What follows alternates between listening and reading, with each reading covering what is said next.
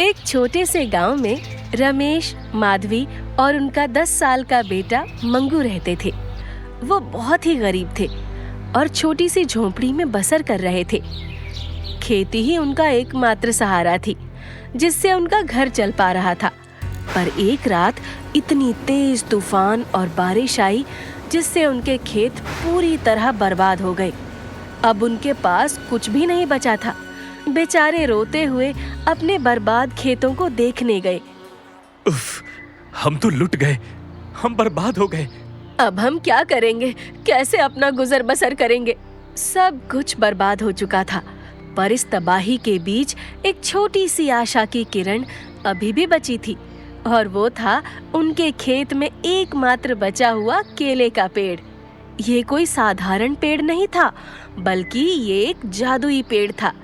परंतु इस बात का पता अभी तक किसी को नहीं था। वैसे कितनी अजीब बात है ना, पूरा खेत बर्बाद हो गया, पर आपके बाबूजी का लगाया हुआ केले का पेड़ बिल्कुल वैसे का वैसा ही तंदुरुस्त खड़ा है। अरे हाँ, ये तो मैंने ध्यान ही नहीं दिया। इतने में वहाँ उनका 10 साल का बेटा खुशी खुशी आकर बोलता है, क्योंकि ये पेड़ दादाजी ने मेरे पैदा होने पर लगाया था, और वो मरते वक्त मुझे बोल कर गए थे कि ये हमेशा हरा भरा रहेगा और तुम्हारी मदद करेगा। बस तुम इसका प्यार से ध्यान रखना। बचपन से ही मंगू उस पेड़ से बहुत प्यार करता था। वो हर रोज सुबह उठकर उसे पानी देता था और उसकी खूब देखभाल करता था। वो उस पेड़ से ऐसे बातें करता था जैसे वो पहले अपने दादाजी से करता था। एक दिन मंगू बड़ा ही भूखा था और पेट पकड़कर अपनी माँ से खाना मांगने गया। माँ, जल्दी से कुछ खाने को दे दो, मुझे बहुत भूख लग रही है। कहाँ से दे दूं खाने को? घर में तो एक दाना भी नहीं है। भूखमरी आ गई है घर में, भूखमरी। हम सब लगता है ऐसे ही भूखे मर जाएंगे। ये सुनकर मंगू बड़ा उदास हो जाता है, और जब भी वो उदास होता है वो हमेशा उस केले के पेड़ के पास जाकर बैठ जाता था।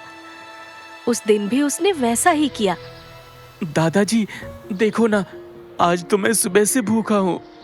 माँ बोलती है घर में भूखमरी आ गई है। घर के हालात दिन पर दिन बुरे होते जा रहे हैं दादाजी, और खाने के लिए घर में एक दाना भी नहीं है। काश आप जिंदा होते दादाजी। मंगू पेड़ को गले लगाकर रोने लगता है और उसके आंसू पेड़ की जड़ों में गिरने लगते हैं। केले का पेड़ मंगू की तरफ झुकने लगता है और ऐसा लगता है जैसे वो मंगू को प्यार से गले लगा रहा हो। तभी उस पेड़ पर केले का एक गुच्छा उगने लगता है। मंगू की नजर तुरंत उस पर जाती है।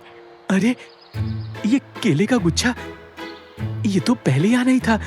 ये कब उगा? केले का पहला गुच्छा देखकर मंगू की खुशी का ठिकाना ही नहीं रहता।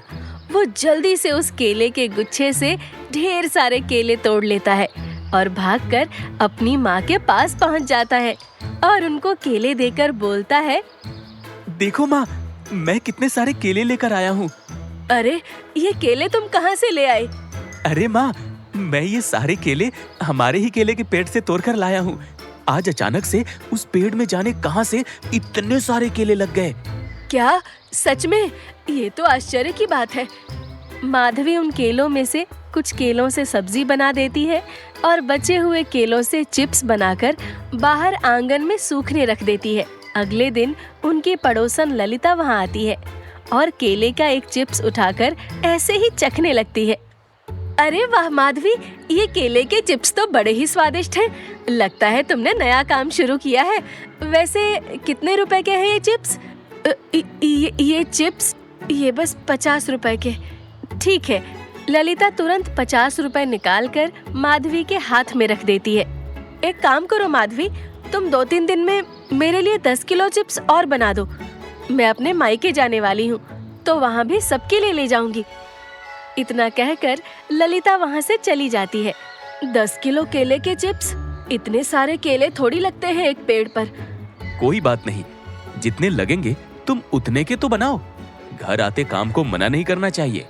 अगले दिन जब रमेश केले तोड़ने आता है तो उस पेड़ पर हजारों केले देखकर हैरान ही रह जाता है। हे भगवान, ये चमत्कार आखिरकार कैसे हो गया? इतने सारे केले रातों रात कैसे उग गए? बस फिर रमेश ढेर सारे केले तोड़कर टोकरे में भरकर घर ले आता है और माधवी को सारी बात बताता है। माधवी भी रमेश की बात सुनकर बड़ी हैरान होती है। बस फिर उस दिन से रमेश और माधवी मिलकर केले के चिप्स बनाने में जुट जाते हैं और 2 दिन में 10 किलो चिप्स बना लेते हैं। देखो ना, 2 ही दिन में हमने पूरे 500 रुपए कमा लिए। मैं तो सोच रही हूँ कि क्यों ना हम चिप्स का एक ठेला भी लगा लें, जिसमें हम ऐसे कच्चे और तले हुए दोनों तरह के चिप्स बेच सकते हैं। अरे वाह, ये तो बहुत ही अच्छा सुझाव है। बस फिर माधवी घर पर चिप्स बनाने लगती है और रमेश उन्हें बाजार में बेचने जाता है।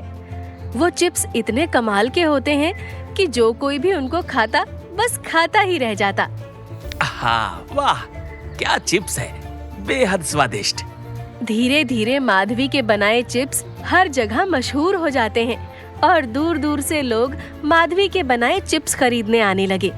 धीरे धीरे करके रमेश और माधवी अपने चिप्स शहर तक बेचना शुरू कर देते हैं। उनका व्यापार इतना बढ़ जाता है कि वो एक बहुत बड़ी दुकान खोल लेते हैं। रमेश दिन पर दिन तरक्की कर रहा होता है और बहुत अमीर हो जाता है। एक दिन उसके पास कुछ गरीब लोग आते हैं। रमेश भाई, क्या आपकी दुकान पर हमको कुछ काम मिल सकता है? हमें काम की बहुत जरूरत है। हाँ भाई, क्यों नहीं। मैं तो वैसे भी अकेले ये काम संभाल ही नहीं पा रहा था। आप लोगों की मदद मिलेगी तो मेरे लिए भी अच्छा है। बस ऐसे ही रमेश जरूरतमंदों की मदद करने लगता है और इधर माधवी भी गांव की कुछ बेबस औरतों को अपने साथ चिप्स बनाने में काम में लगा लेती है।